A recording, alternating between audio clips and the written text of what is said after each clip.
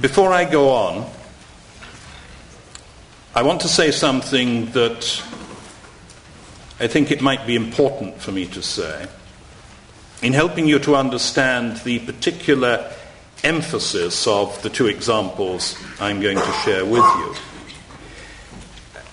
And it's this, that although it sometimes seems that I do nothing in my life except get on and off aeroplanes in the service of the Council of Europe, that is not the case.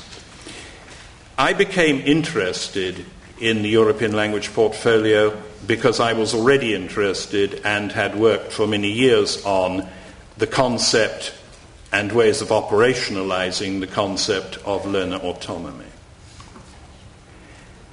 And it seemed to me that the European language portfolio was an instrument that would help learners to become autonomous and would provide teachers with crucial supports in doing some of the things in classrooms that you have to do if you want learners to be autonomous. It seems to me that if we're teaching languages and we want our learners to succeed, and by that I mean we want them to become to the level of their general intention, interest and ability, proficient in communicating in the language, we've got to do three things. The first thing we've got to do is involve them.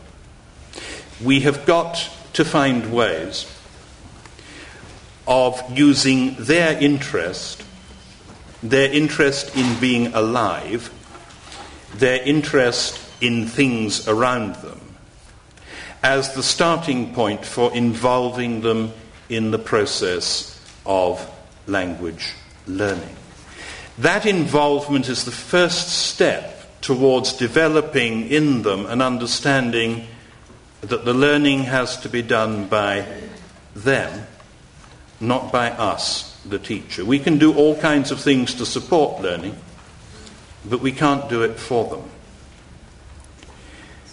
The second thing that we have to do is, of course, already implied by that first thing, and it is encourage learners to think about what they're doing.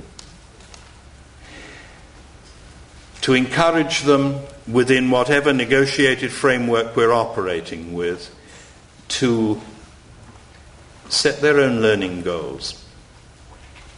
Wherever possible, select their own learning materials and activities.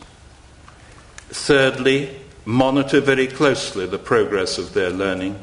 And fourthly, evaluate learning outcomes.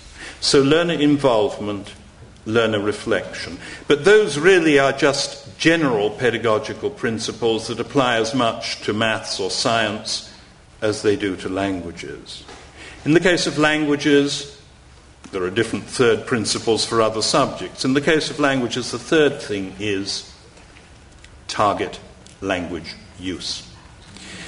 We have to do that business of involving, we have to do that development of reflection, but we have to do it all to the very best of our ability as far as we can through the target language. And if we're teaching a language that isn't our mother tongue, we may sometimes think it's not possible.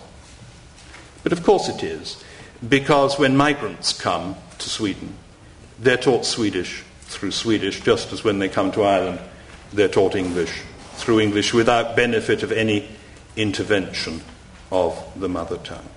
One of the really astonishing things in the history of language teaching through the ages is the readiness of people involved as planners and managers and teachers to believe that you can do absolutely everything about and with the language except use it and still develop proficiency.